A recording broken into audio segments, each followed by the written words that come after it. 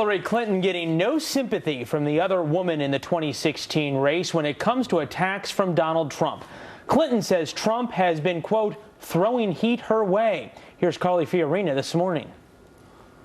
First of all, boo-hoo Mrs. Clinton. I mean, Mrs. Clinton is the same person who compared Republicans to terrorists. For heaven's sakes, I actually wish Mr. Trump would throw a little more heat Hillary Clinton's way. I feel sometimes as though I'm the only candidate who's consistently been critical of her. The truth is, Mrs. Clinton has lied as Secretary of State about Benghazi, about her emails, about her server. And so when she revives this war on women, and make no mistake, she will, this is her go-to line.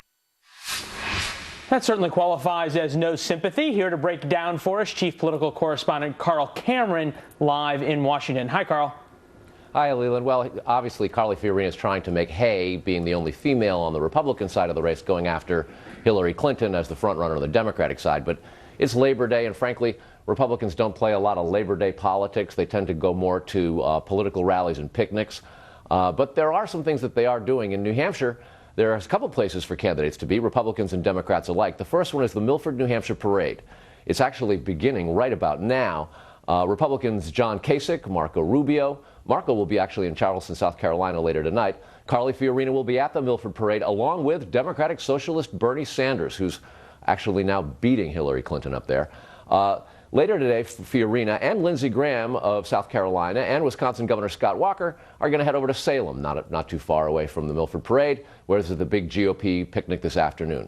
Walker took his Harley through the White Mountains and the Lakes region of New Hampshire over the last couple of days. He visited all 10 counties in the Granite State. In Iowa, the race for Republicans has become lopsided, and it's lopsided for the outsiders. Donald Trump and Ben Carson are running first and second. And between the two of them, they have more than 51% of Iowa caucus goers supporting Trump and Carson.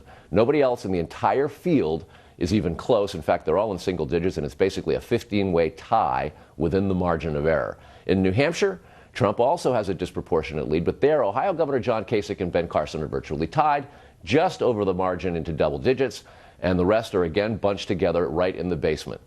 On this Labor Day, outsiders are beating the political pros. The political pros are struggling for traction. After Labor Day, TV ads begin to hit the airwaves. That's when all the money, the millions of dollars that they've been raising, or the $1 billion that Trump that says he might take out of his own bank account, starts to get spent.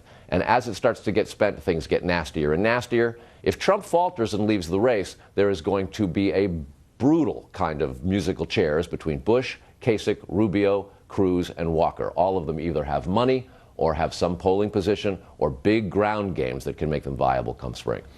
Well, as you point out, money changes everything in politics and most of life as well. Carl Cameron live in Washington. Thanks, Carl. Patty Ann has more. Well, that's right, Leland. A big reversal in the race for the Democratic presidential nomination. A new poll showing Bernie Sanders pulling ahead of Hillary Clinton in New Hampshire, making him the frontrunner in the Granite State. According to the NBC News Marist poll, Sanders has built a 9-point lead over Mrs. Clinton in the early voting state, 41 to 32%. And Vice President Joe Biden, who hasn't even announced, gets 16%. The news is less grim for the Clinton campaign nationally. In the Real Clear Politics average, Mrs. Clinton leads the Vermont senator by more than 25 points. Well, let's break down what this all means with David Drucker, senior correspondent for the Washington Examiner. Thanks for joining us. Hi, Patty Ann. Hillary Clinton's falling numbers, are those evidence that this email scandal has hurt her? I think so, and I think that you've seen a summer full of nothing but scandal. And even though Hillary Clinton has tried to focus on the issues in her campaigning, she's been dogged by this. It's not just a matter of the numbers showing her untrustworthy and all of that. It's the fact that voters, when they look at Hillary Clinton, don't see anything about issues or anything about leadership. They just see scandal. When they look at Bernie Sanders, even if he's a little bit to the left of where they might want to be as a party, and we don't know that that's actually the case, but even if that were the case, what they see is somebody who's authentic, who's talking about nothing but what matters to them, and that's the fact that people are hurting and they want things to get better. And it makes it easy. And we should add, nobody's going after Bernie Sanders yet. So Clinton is taking all of this incoming, most of it self-inflicted, but nobody is saying anything negative at all about Bernie Sanders. Yeah. Well, Hillary Clinton goes on Ellen DeGeneres tomorrow, and then on Wednesday she's giving a speech on the Iran nuclear deal in Washington. How do you see this all going, and can she revive her campaign? Look, she clearly can revive the campaign. She's got money, she's got organization, and the Clinton name still means something in Democratic circles. But I think what she has to do is get this email and server issue off the table. And at this point, I don't think it would hurt her to do a Chris Christie-style news conference where she just exhausts the press after about 2.5 hours of asking every question twice.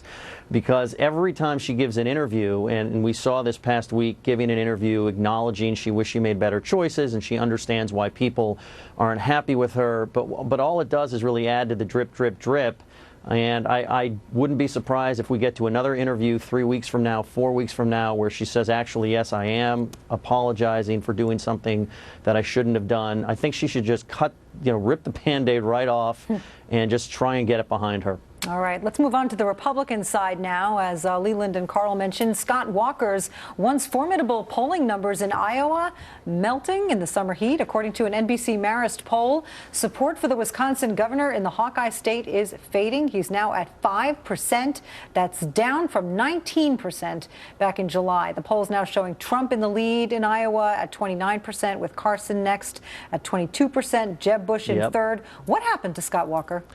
Yeah, really great question. I mean, if there was a loser of the summer, it was probably Scott Walker, at least according to the polling. And I think for Scott Walker, one of the things that hurt him is that he didn't appear to be a very confident, disciplined candidate. He didn't look like he had confidence in his own message and his own persona. And so if he wants to get things back on track, and he's going to try and do that beginning this week. He's giving a speech on Thursday. He's scheduled to at Eureka College, Ronald Reagan's alma mater. Where he's going to talk about what he wants to do to take on Washington. But if he wants to get back on track, one of the things he has to do is have confidence in his own message and focus on where the voters are. And where the voters are is, despite a lot of these good employment numbers and good economic growth numbers, voters still feel like the country's on the wrong track and like things aren't necessarily looking good for them and their families. So first, meet the voters where they are. Second, don't chase other candidates. So if Donald Trump is talking about something, maybe stick with your own game plan and look a little bit more confident. And if he can do that, there's plenty of time, just like with every other candidate, plenty of time, plenty of money to get things back on track. All right, David Drucker, Washington Examiner, thanks. Thank you.